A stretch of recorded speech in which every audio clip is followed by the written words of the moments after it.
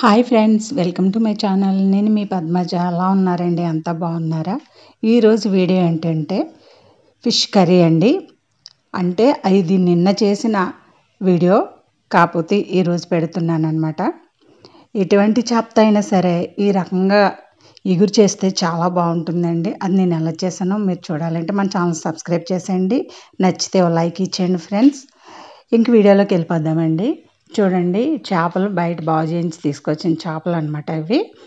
చేప చాలా ముదరదండి, కొవ్వుతో ఉంది. కొవ్వుతో ఉన్న చేప కూర చేస్తే చాలా టేస్ట్గా ఉంటుందండి. ముందుగా దీనికి ఉప్పు కారం అనేది 1 స్పూను సాల్ట్, 1 స్పూను కారం వేసేసుకొని ముక్కలకి బాగా పట్టించేయాలండి. ఎందుకంటే ఇగురు చేస్తున్నాం కాబట్టి వెంటనే తినడానికి కూడా ముందుగా ఇలా పట్టించేయడం వల్ల ఉప్పు కారం అనేది చేపల్లోకి వెళ్ళి ముక్కకు ముందుగానే పడుతుందన్నమాట.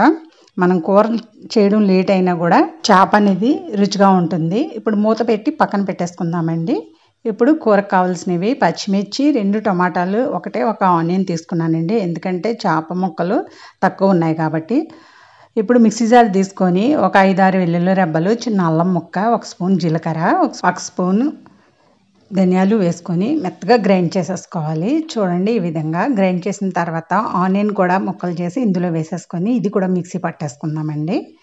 చూడండి, ఈ విధంగా మెత్తగా మిక్సీ పెట్టి పక్కన పెట్టుకుందాము. ఇప్పుడు స్టవ్ వెలిగించి కళాయి పెట్టుకొని ఆయిల్ వేసుకోవాలి. 3-4 టేబుల్స్ ఆయిల్ వేసుకోండి.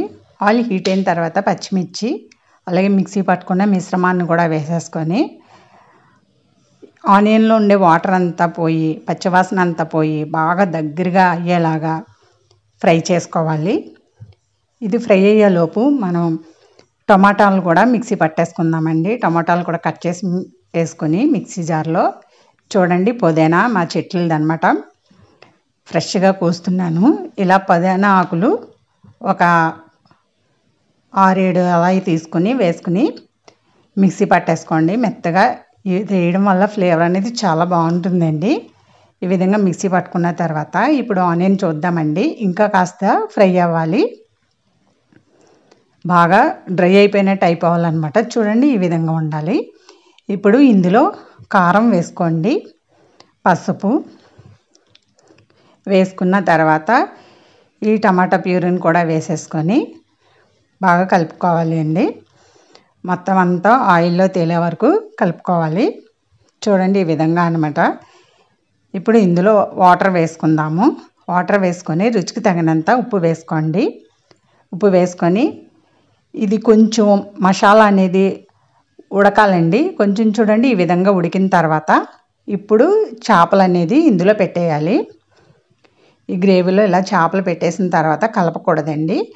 కలపకుండానే మూత పెట్టేసి ఒక 2 మినిట్స్ లో ఫ్లేమ్లోనే ఉడకనివ్వాలి.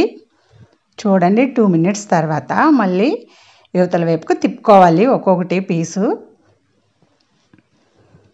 ఈ విధంగా తిప్పిన తర్వాత కూడా మళ్ళీ మూత పెట్టి మళ్ళీ 1 మినిట్ అలాగే లో ఫ్లేమ్లోనే ఉంచి ఉడకనివ్వాలి. చూడండి, 1 మినిట్ తర్వాత మనకి కూర అనేది రెడీ అయిపోయిందండి. ఇప్పుడు కొంచెం కొత్తిమీర వేసుకుని మళ్ళీ ఒకసారి ఇటువైపు కూడా తిప్పి ఇంకా మూత పెట్టకుండానే 1 నిమిషం పాటు ఉడకనివ్వాలండి. ఇంకా బాగా ఆయిల్ పైకి వచ్చేసే వరకు ఉడకనివ్వాలి. నిజంగా చాలా బాగుందండి కూర అయితేని, ఎందుకంటే కొవ్వుతో ఉందండి చేప అనేది. చాలా టేస్ట్గా ఉంది. సింపుల్గా మీరు ఇలా చేయండి. ఎటువంటి చేపతో చేసినా కూడా కూర చాలా బాగుంటుంది. మీరు పదే ఇలాగే చేసుకొని తింటారనమాట. అంత టేస్ట్గా ఉందండి. ఇవి ఒకసారి ఉప్పు అనేది చెక్ చేసుకోండి, సాల్ట్ సరిపోయిందో లేదో ఒకసారి చెక్ చేసుకుని ఒక్కసారి మూత పెట్టండి. ఒక 30 సెకండ్స్ మూత పెట్టండి. ఉప్పు సరిపోతే వేసుకుని 30 సెకండ్స్ మూత పెట్టాలి. నేనైతే వేసింది ఉప్పు సరిపోయిందండి. చూడండి, మూత తీసిన తర్వాత ఇంకా గరిటతో కలపకుండానే కలిపినా పర్వాలేదండి. ముక్కలు ఇవి చాలా గట్టిగా ఉన్నాయి, అందుకని చెప్పి. చూసారా, ఇంకా మూత పెట్టకుండానే జస్ట్ ఒక 30 సెకండ్స్ ఉడకనిస్తే సరిపోతుందండి. గ్రేవీ అనేది ఈ రకంగా ఉండాలి. ఎక్కువ గ్రేవీ కావాలనుకున్నా కూడా ఇలా చేసుకున్నా బాగుంటుందండి. చూసారా ఫ్రెండ్స్, ఇంకా స్టవ్ ఆఫ్ చేసుకొని సర్వ్ చేసుకోవడం అండి. చాలా రుచిగా ఉంది. వీడియో నచ్చిందని అనుకుంటున్నాను. నచ్చితే కనుక లైక్ చేయండి, ఎవరికన్నా ఉపయోగపడితే షేర్ చేయండి.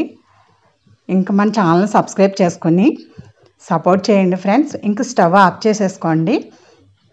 చూడండి ఆయిల్ అంతా పైకి వచ్చేసింది. ఫిష్ అనేసరికి చాలామందికి ఇష్టమే ఉంటుందండి, ఎవరికి ఇష్టం ఉండదండి. Thanks for watching.